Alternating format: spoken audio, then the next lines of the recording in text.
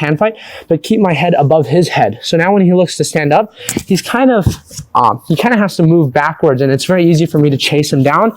And once again, chain this into grips on his leg. So when he looks to build up, it becomes very difficult and almost force him back into this intermediary position when he plays here. So even though I might not necessarily have grips on him, because I'm here, he tries to heist, I just keep head over head. It's going to be very difficult. And even if he does manage to get to his knees, I can stay in a fairly advantageous position, possibly threaten front headlock, go behind, etc. Same thing when we're attacking a supine opponent. So when they're supine, if he's on his left hip, I'm controlling this left leg, whether it be via an entanglement, right? Because if I can entangle his legs, he tries to heist from here. He can't because this leg's occupied. Same thing if I have my foot, and the same thing with head over head. I might not necessarily have these things, but now we can be head over head or be controlling his heist leg.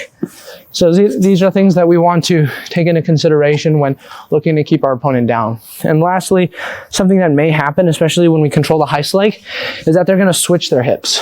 So the way we can approach this problem is either by going to a head over head position or by switching his hips. So for example, let's just turn a little bit. So from here, I control this. He was initially on his left hip. He can't heist, right? He realizes this, switches hips. We can either go head over head here. So now when he looks to continue to heist, it's fairly difficult. Or if we don't feel like this is an option to us, we can start looking to take a false grip over his knee to really try open his hip up. So when he really tries to turn this way, it becomes more difficult.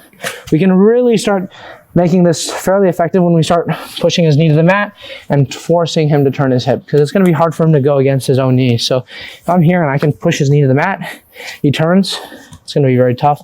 And once again, we can get into our passing and then play from here. So this is just a broad outline to how I like to think about keeping opponent grounded and how we look to play from there. Okay, so now we talked about a lot of the practical elements of what we're going to be looking to do and understanding a lot of why we're doing these things. Now let's talk about like the more practical implementation of the stuff that we talked about. So when we're looking to develop new skill and bridge the gap between drilling and using something in a more live situation, I encourage the use of games. So you can think of these as like specific rounds, positional rounds, games, etc. I generally like to use the word games just because I stole this from Rob Bernanke, where it almost encourages a degree of playfulness. As opposed to if you say just positional round, it's still, there's a sense of competitiveness. And there's a time and a place for that.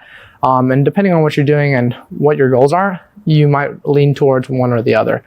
But I want to just like discuss a little bit of the reasoning and why I prefer to do this. So the way we are generally going to be structuring this is we're going to have a specific skill that we want someone to demonstrate when practicing. And so we're going to try to design our rounds to put them in that situation as much as possible. And so the reason why we do this is comparing it to a normal round. If we have this specific skill and we're isolating it in this specific round, we're able to create a situation where we have a fairly short feedback loop where, let's say we're just hand fighting from here, and my goal is to get him to his back. However, we do this in an open round. He's just going to look, let's say he just sweeps me, right? And from here, I'm on bottom position, and now we continue around from bottom.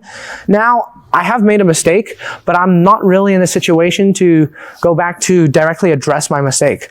Maybe I get back to that situation 2 minutes later in the round, but it's going to be hard to recall what occurred and make adjustments. Not saying that's not possible, but it's going to be more difficult. So instead, if that were to happen, and now we're going to do rounds, we're going to reset, start in the same position, and now I'm in a position where it's going to be easier for me to correct what mistake I made or understand the mistake itself more, understand the position, etc.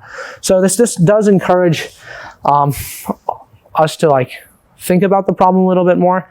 It also helps us be a little bit more playful, a little bit more willing to experiment, because this is something that's important, especially when developing new skill. I don't really like a situation, I don't like all of my training to be, okay, battle testing everything, because a lot of these things, especially newer ideas, require a bit of time and a little bit of belief for something to come out of it. Because let's say you're having like, you have a new idea and you're not sure if it's valid or not. you have to kind of give it some time to like mature per se, and then you can actually see whether it's worth it or not. Because sometimes it is, sometimes it isn't. But sometimes you can also even go back to the technique. But using specific rounds will create an environment where you're more able to go about doing these things. So that's just broadly speaking why I prefer to like use these specific rounds to really help us practice a lot of these things. So I'll talk about some specific rounds we can use in a moment, but I just wanted you guys to understand kind of my thought process behind it and my reasoning. Okay, so now we're going to talk about like the more practical elements, what games we can start looking to incorporate. So first game that we're going to talk about, and we'll talk about some of the variables we can control to affect the game. So the seated opponent is going to start in a seated position. They're going to remain seated as much as they can. And the person on top is going to proactively make grips. The person on bottom is only breaking grips and only remaining seated. So this is one of the more like entry-level games you can play, especially when we're initially trying to develop this skill. So Kenta is not going to make any offensive grips on me. I'm going to make offensive grips on him in my efforts to put him to his back. And his goal is to solely remain seated. So I don't really have to worry or have to be concerned with what he's going to do. I just have to worry about what I'm doing. So if we were to just run a situation like this, from here we're playing, Kenta's just breaking grips. So he's not making any attacks on me. So I'm able to start looking to use a lot of these things in conjunction and kind of get a feel on how I'm going to look to use a lot of these things together. And he's just defensive. So this creates an environment where I'm in a little bit of a more low pressure situation where I can really think about a lot of these things clearly and I can approach them at my own pace. Instead of like if Kenta puts a pace on me, hand fighting, and now it's going to be hard for me to keep up and I forgot everything I was trying to implement. This is going to be a very good way that we can start looking to approach this and a very good intro game. The next game we can start looking to play almost like a level up from what we just talked about is that now still Kenta is going to remain seated and his goal is to once again stay seated, but now both of us can proactively engage grips. So from here, Kenta's going to make grips and I'm going to be able to start looking to think about, okay, how can I look to counter these grips? What directions can I go in? And we're going to both be able to look to do